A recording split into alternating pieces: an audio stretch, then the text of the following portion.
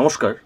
রাজযোগে স্বামী বিবেকানন্দ বলেছেন, চিত্ত সর্বদাই উহা স্বাভাবিক পবিত্র অবস্থা ফিরাইয়া পাইবার চেষ্টা করিতেছে, কিন্তু ইন্দ্রিয়গুলি উহাকে বাইরে আকর্ষণ করিতেছে।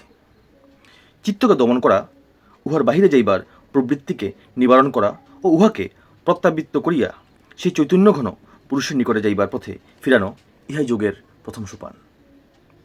কারণ কেবল এই উপায়েই চিত্ত উহার প্রকৃত পথে যাইতে পারে। যদিও উচ্চতম হইতে নিম্নতম সকল প্রাণীর মধ্যেই এই চিত্ত রহিয়াছে, তথাপি কেবল মনুষ্য দেহেই উহাকে আমরা বুদ্ধিরূপে বিকশিত দেখিতে পাই। চিত্ত যতদিন না বুদ্ধির আকার ধারণ করিতেছে, ততদিন উহার পক্ষে এই সকল বিভিন্ন সোপান অতিক্রম করিয়া আত্মাকে মুক্ত করা সম্ভব নয়। গরু ও কুকুরের পক্ষে সাক্ষাৎ মুক্তি সম্ভব নয়, কারণ যদিও উহাদের মন আছে, উহা এখনও বুদ্ধির আকার ধারণ করিতে পারে নাই।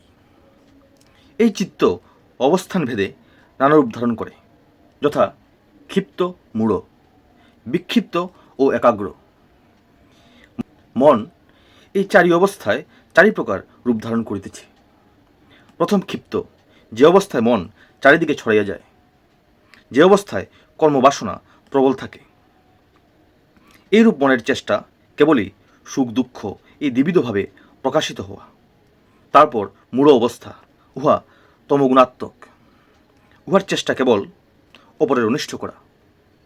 বিক্ষিপ্ত অবস্থায় মন কেন্দ্রের দিকেই যাইবার চেষ্টা করে। এখানে স্বামী বিবেকানন্দ বলেছেন, বিক্ষিপ্ত অবস্থা দেবতাদের ও মূঢ় অবস্থা অসুর দিগের স্বাভাবিক। একাগ্র অবস্থায় চিত্তই কেন্দ্রীভূত হইতে চেষ্টা করে। এই অবস্থায় আমাদিগকে সমাধিতে লইয়া যায়।